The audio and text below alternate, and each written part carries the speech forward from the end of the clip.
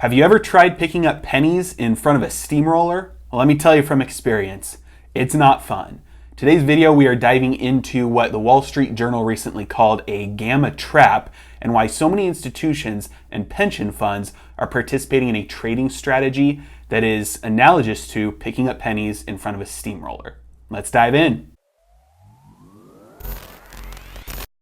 All right, everybody, I know today we're going to dive into a trading strategy that has some technical concepts and some words that might not be as familiar to the general public, like gamma. Not to worry though, I'm going to use very straightforward, distilled, and simplified language to make sure everybody understands exactly how much danger massive institutions are putting the stock market in right now. So, without further ado, let me explain what the gamma trap is and why institutions are participating in it. Have you ever bought a lottery ticket?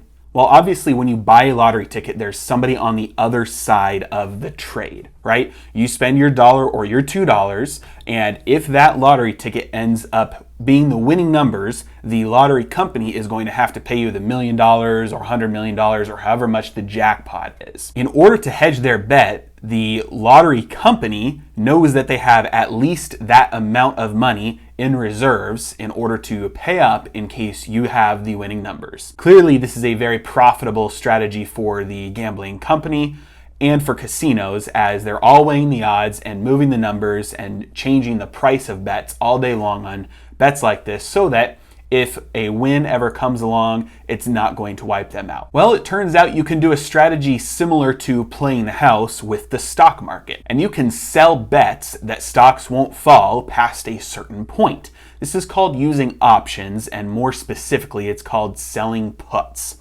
Basically, you are making a bet that says, I don't think the stock or the fund or the market will fall past a certain point.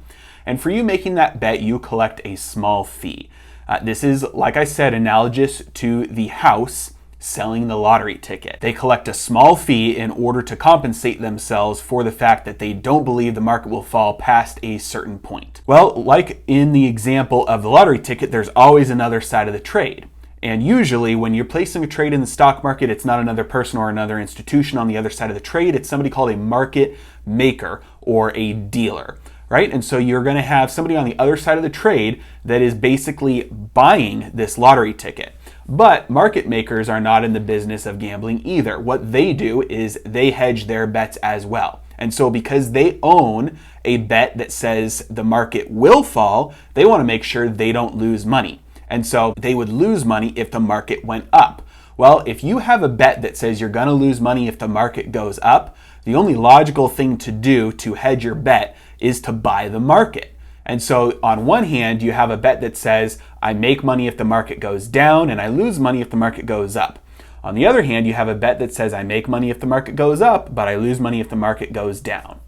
Well, since they're doing the first bet, which says, I make money if the market goes down and lose if it goes up, that is done with the options because they're taking the other side of the trade from the institutions, from the pension funds, who are basically picking up pennies in front of a steamroller, which I'll explain in a minute.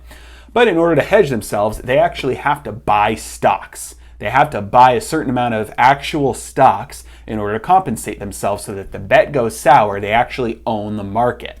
Well, what this does to the market is it supplies a massive amount of buying pressure into the market.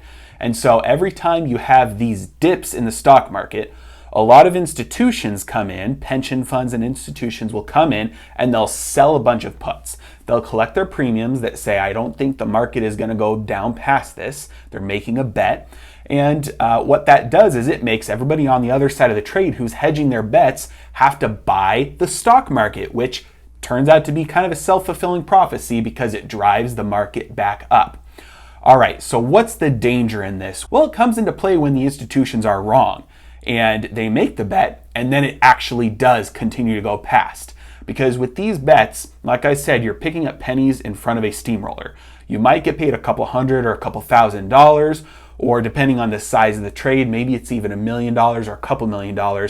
But if it moves against you, you could be liable for 100 or 1,000 or 100,000 times what you made. And so this isn't like these institutions and pension funds are able to play the house and act as a casino because they don't get to set the odds. They just play with what the market gives them. And so when they're wrong big. And it's happened time and time again where mostly companies like hedge funds are placing these bets, and one crazy thing happens that they later will label a black swan event, something nobody could have expected, and it completely wipes them out and they lose everything that they have and they owe more than what they ever made. So that's why this is a problem, because we are now seeing pension funds and regular old institutions and endowment funds start to participate in this activity because bond yields, treasury yields, they're so low right now that you can't make any income. And so these funds are participating in this strategy in order to collect income on small volatility in the market. And for the most part, it works out. But when it doesn't work out, it wipes you out. And I know this from experience, and I'm going to make another video about this at a later point, but it's one of my worst investing mistakes that I've ever made, which is you get tricked into thinking that the 1% odds of something happening mean that it's not going to happen. But the problem with that is that if it does happen, you lose more than you ever made on it not happening. It'd be like walking down a sidewalk and you see dollar bills lining the sidewalk. And as you're walking, you're picking up the dollar bills, fully knowing that if you pick up $1 bill, the wrong one, there might be a bomb underneath it and it might set off that bomb.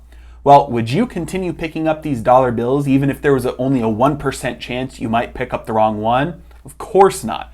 But the problem is in trading, especially with strategies like this, the consistent income is just too attractive to walk away from. And so recently, especially over the past year and 2 years, as the market has failed to make new highs and as yields in fixed income have been getting lower and lower and lower, it's becoming increasingly difficult to make investing decisions that lead to profits.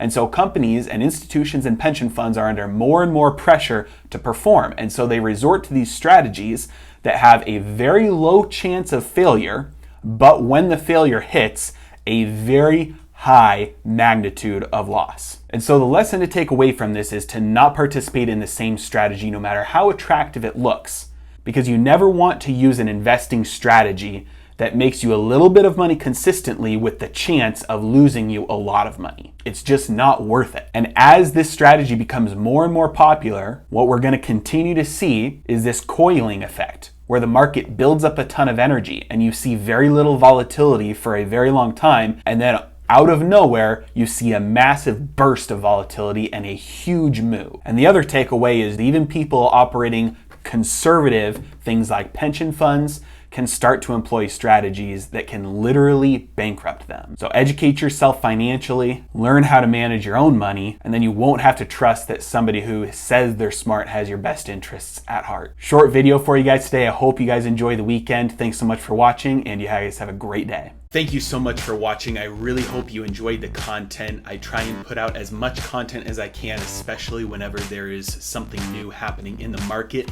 Please like and subscribe. And if you want more, if you need a step-by-step plan in order to prepare for the coming financial crash, I did write a book. It is on Amazon. You can buy the Kindle version or the paperback. It's called Financial Heresy. You can also find it on my website at heresy.financial, but it's easiest if you just go to Amazon. You can again get the Kindle or the paperback. It's called Financial Heresy.